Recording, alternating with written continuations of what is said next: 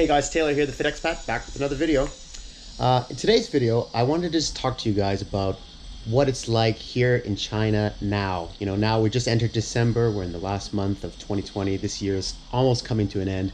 It's been a crazy year, COVID-19, we can't deny that it's affected people all over the world, and this year has just been, it's been a crazy year, I have to admit.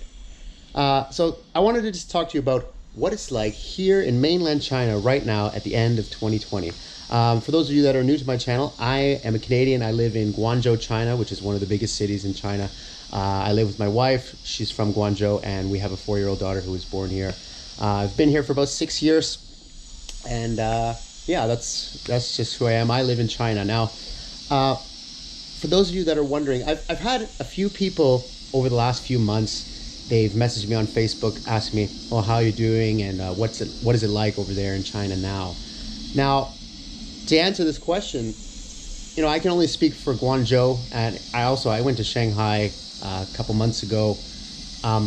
Things right now are pretty much normal, at least here in Guangzhou. Businesses are open, things are functioning as normal. Schools, gyms, restaurants, bars, shopping malls, everything is open as normal. A lot of people don't even wear masks anymore when they're out in public. That being said, you do have to wear a mask, especially when you go on public transport or into like a shopping mall or places like that. You're required to wear a mask, and if you don't have one, they won't let you in. But a lot of people don't wear them outside anymore. Now, how is this possible? How is China back to normal? I think the reason being is because they did a few things a little bit different than some of other places in the world. That's just what I noticed, it's just my opinion. Now, today I want to go over some of the things that China did that's a little bit different than some other places, at least Canada. I'm from Canada, and I know Canada right now, at least in my province, they're going through a second lockdown. Businesses are closing up again. They're going through a second wave because cases have been rising. Still not quite as bad as in the US. Also, there's another place where coronavirus has hit hard, and it's just really unfortunate. And I really hope that we can get this vaccine as soon as possible and things can start getting back to normal back in North America. But anyway, I just want to talk about some of the things that China has done that I've noticed that might be a little bit different than other countries around the world, and it's one of the reasons why here in China things are functioning as normal. Now, you see, I was very fortunate when this pandemic when the coronavirus first hit China hard. I was back in Canada. I went back to Canada to visit my parents over the Chinese New Year. I was in Canada in January. So when this virus hit, China went into lockdown. And when I say lockdown, I mean like a serious lockdown. The government told everybody that, you should stay inside. You need to stay inside. Businesses were closed. Like, people just weren't on the streets. I remember my wife telling me, when I was in Canada, we would talk over on a video call. My wife would tell me that, like, literally nobody is outside. Like, the streets are just deserted. And, the government said, you have to lock down. And it's not a matter of, oh, you should go into lockdown or you should stay inside. Oh, please stay inside. It's like, you have to stay inside. And if you didn't stay inside, if you didn't obey the rules, then you'd be in big trouble. So they went into lockdown quite quickly, and it was really, really enforced, which is quite different than, places like Canada, America, where the government says, oh, you should stay inside. You should observe. You should do social distancing, but it's not really. You don't have to.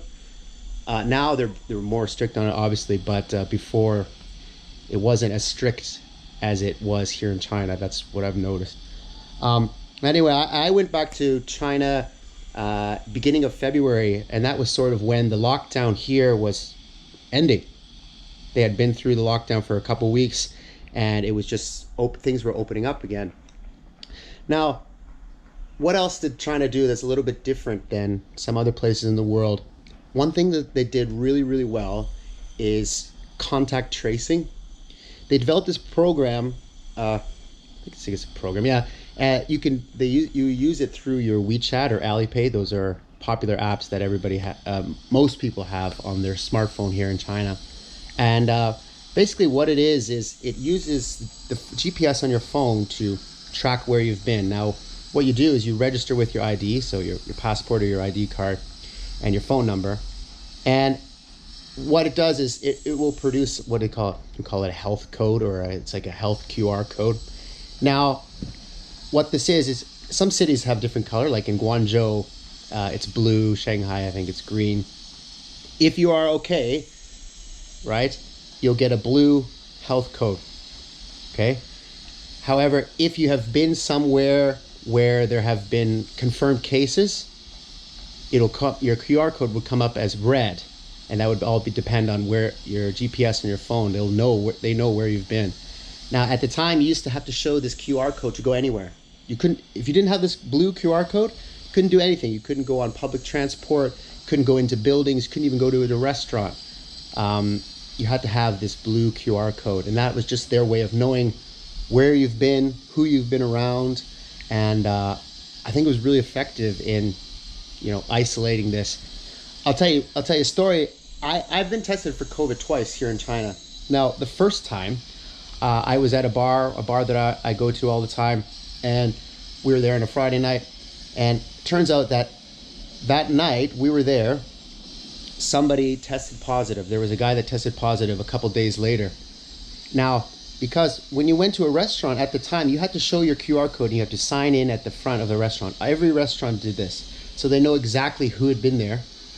So after this guy tested positive, we were contacted by the police and said, okay, so-and-so tested positive, or somebody tested positive at this restaurant. You were there, apparently, because you signed in, and we had to get tested.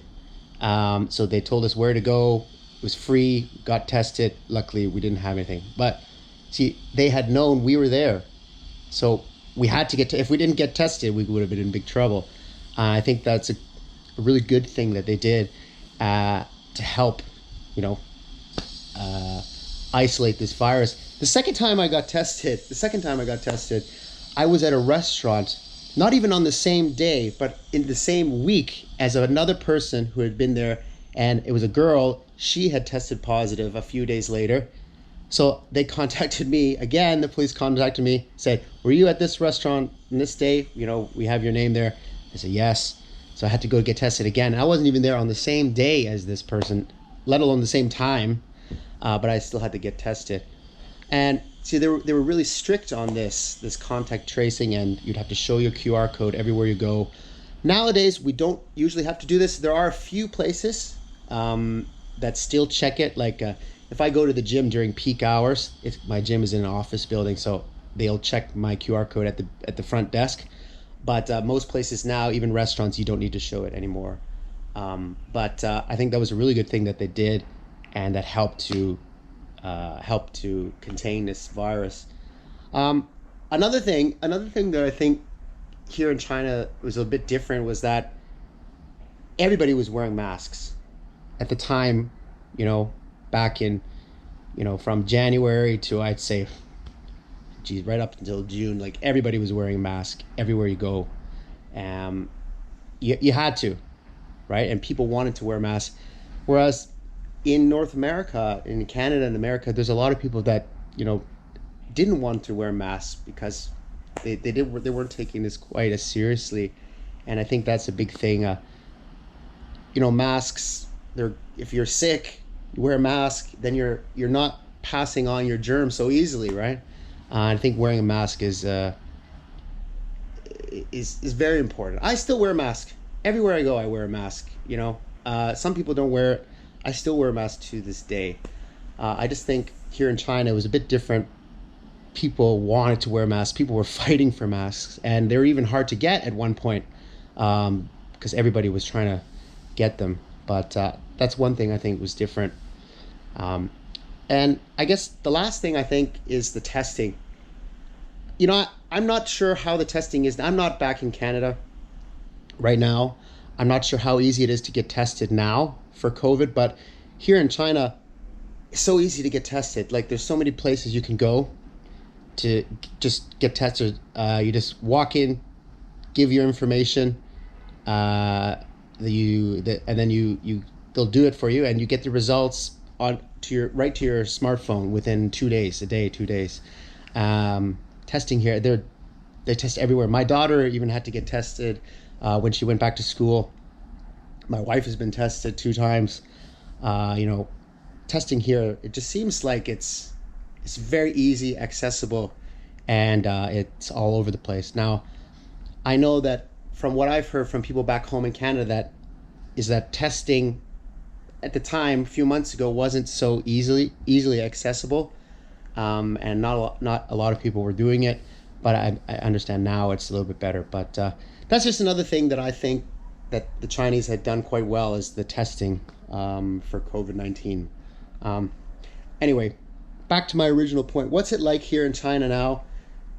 We're in December. Christmas is coming up. Things are open. Like I'm going to the gym every day. I go out to eat at restaurants. Things are normal. And oftentimes I forget that there's a global pandemic going on because things here are so normal. I really pray for all those people around the world that are affected by COVID-19 today. And I really just hope that we can get this vaccine out as soon as possible so things can start getting back to the way they were all over the world, in other countries, especially back home in Canada, where I'm from. Anyways, I don't usually make videos about this, guys. My videos are usually about beers, fitness, and food. Anyway, that's it for the video today. I just wanted to share that with you guys, just in case you were wondering. I know some people I know were wondering. So anyway, hope you thought this video was interesting, guys.